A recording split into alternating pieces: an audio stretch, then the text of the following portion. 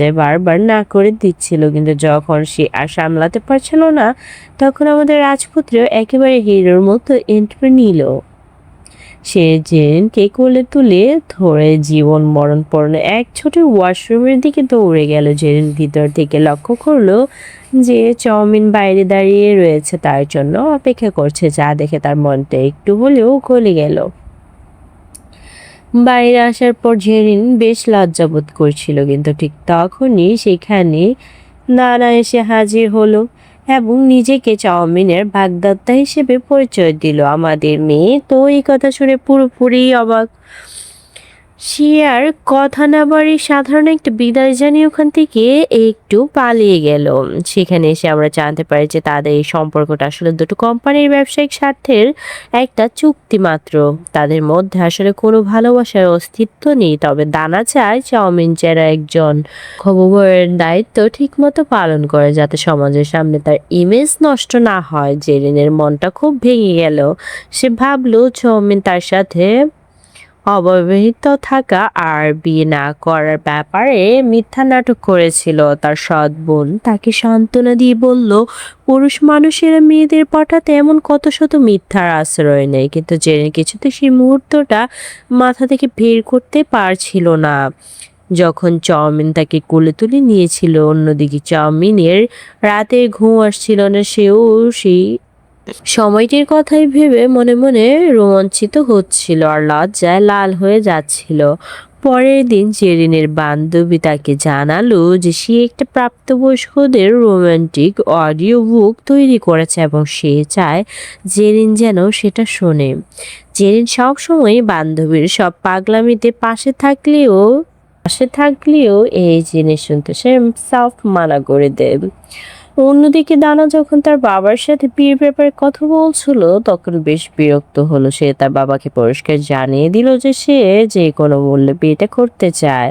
ক্রমণাত্মক মনোভাব দেখে তার বাবাও কিছুটা ভয় পেয়ে গেলেন। সকাল সকাল চাউমিন জেরিনকে নিয়ে একটু মজা করার চেষ্টা করছিল, কিন্তু জেরিন তখন মোটেও রসিকতার মুডে ছিল না। চাউমিন ভাবলো মেয়েটা হয়তো হিংসায় জ্বলছে কিংবা তার টাকার লোভে তাকে পটানোর চেষ্টা করছে, কিন্তু জেরিন তাকে সোজাসুজি জানিয়ে দিল, তোমার মতো মানসিক ভাবে অসুস্থ কোনো মানুষের প্রেমে আমি মরে গেলেও পড়বো না। এরপর হোটেলের একজন কর্মচারী জেরিনকে বাচ্চাদের খেলার জনটা ঘুরিয়ে দেখাতে নিয়ে গেল, কারণ ধনী পরিবারের বাচ্চারা এদের একঘেয়ে পড়াশোনার কর্তব্যের চাপের শৈশবটা ঠিকঠাক উপভোগ করতে পারে না। আর ঠিক তখনই দেখা গেল চাউমিন সেই বুলের ভেতর বাচ্চাদের মতো মনে সুখে খেলে বেড়াচ্ছে। তবে এখানেই শেষ নয়। হোটেলে একটা ডেটিং জোন ছিল, যেখানে কোনো মেয়ে চাউমিনের সাথে ফ্লার্ট করার চেষ্টা করছিল। সে নিজের হাতে ছাতা দিয়ে তাদের দূরে সরিয়ে দিত। তারপর চাউমিন জেনকে কঠিন ট্রেনিং দেওয়ার জন্য নিজের সাথে নিয়ে গেল। তানা এই ব্যাপারটা টের পেয়ে গেল এবং কর্মচারীর কাছে থেকে সে জানতে পারলো যে রাজপুত্রের আসলে একটা গোপন প্ল্যান রয়েছে। চাউমিন আসলে জেরিনকে একটা উচ্চ শিক্ষা দিতে চায়, কারণ সে ভাবছে জেরিন এই হোটেলটাকে ধনী পাত্র খোঁজার ফাঁদ হিসেবে ব্যবহার করছে। চাউমিন তাকে আদেশ দিল হোটেলের সমস্ত ভারী পর্দা হাত দিয়ে কেচে একদম বরফের মতো সাদা করে ফেলতে হবে।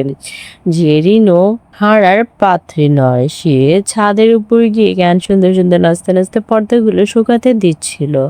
দূর থেকে চাউমিন এই দৃশ্য দেখে মনে মনে ভাবলো, মেয়েটাকে দেখতে তো বেশ মিষ্টি লাগছে। সে জেরিনের কান থেকে একটা ইয়ারফোন নিজের কানে গুঁজে দিল, কিন্তু ঠিক তখনই গানের ট্র্যাক বদলে গিয়ে তার বান্ধবীর সেই অ্যাডাল্ট অডিও বুকটা বাজা শুরু করলো। দুজনের মাঝে এক চরম অস্বস্তিকর পরিবেশ তৈরি হলো।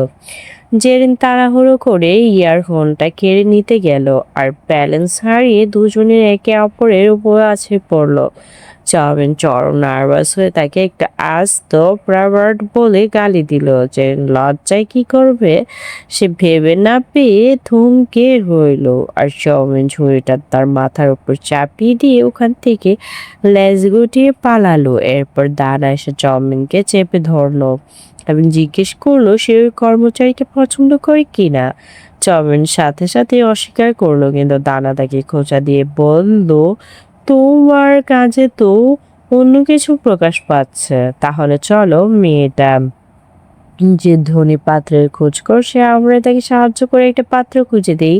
কাজের শেষে জেন যখন হোটেল থেকে বের হচ্ছিল তখন তার শরীর আর চলছিল না। মনে হচ্ছিল যে সে যেন এক ম্যারাথন দৌড় শেষ করে পা টেনে টেনে হাঁটছে। ঠিক তখনই চাউমিন একদম সতেজ আর ফুরফুরে মেজাজে তার সামনে এসে স্রেফ তাকে ভেঙাতে শুরু করলো।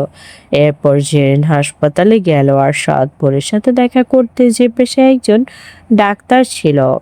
সেখানে এক তরুণ ডাক্তার জেরিনের কাছে স্বীকার করলো যে সে তার বোনকে পছন্দ করে। সে তাকে একটা আংটি উপহার দিয়েছে, কিন্তু তার আঙুলের সাইজ জানে না। আমাদের মেয়ে আর কি করলো? সে চট করে তার বোনের একটা আংটি চুরি করে এনে সে ডাক্তারকে দিয়ে দিল।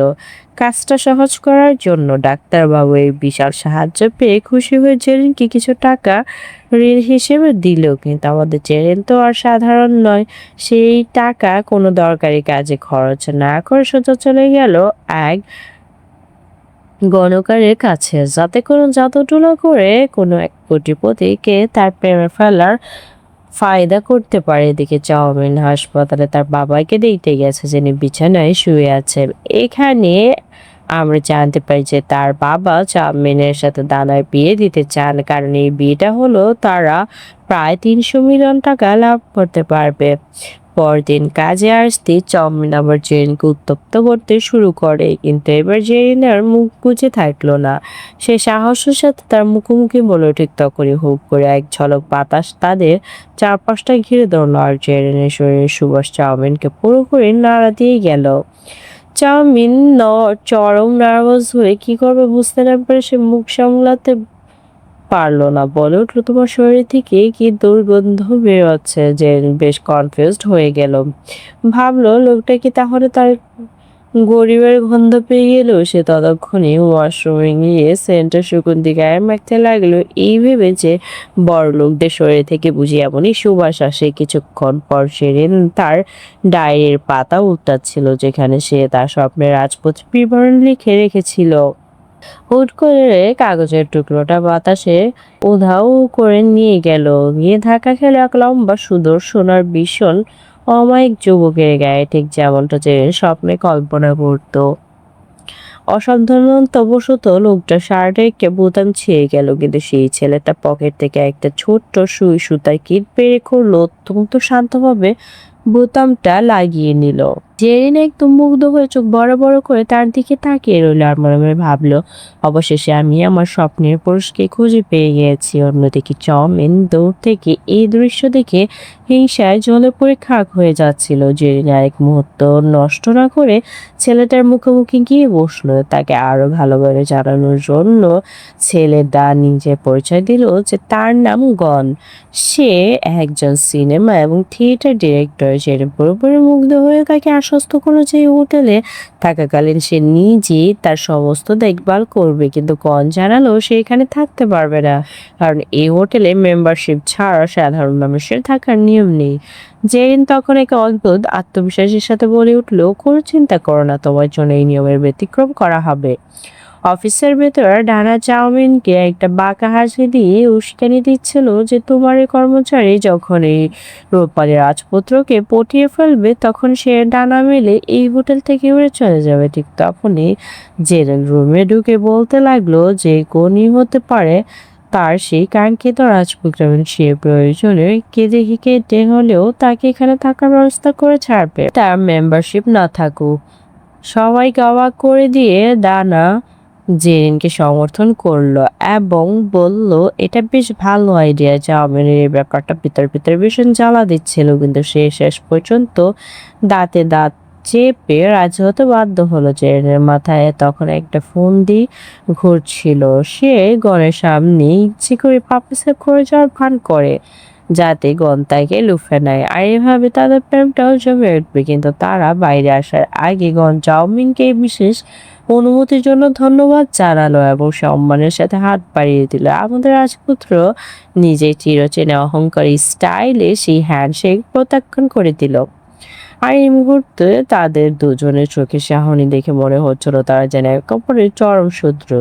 তারা যখন বাইরে এলো, ভাগ্য তখন নিজের খেলা দেখালো। জেন সত্যি পা পিছলে গেল আর গন তাকে শক্ত করে ধরে ফেললো। অত্যন্ত শান্ত গলায় সে জেনকে বলল, তোমার শরীরের সুবাসটা কিন্তু দারুণ।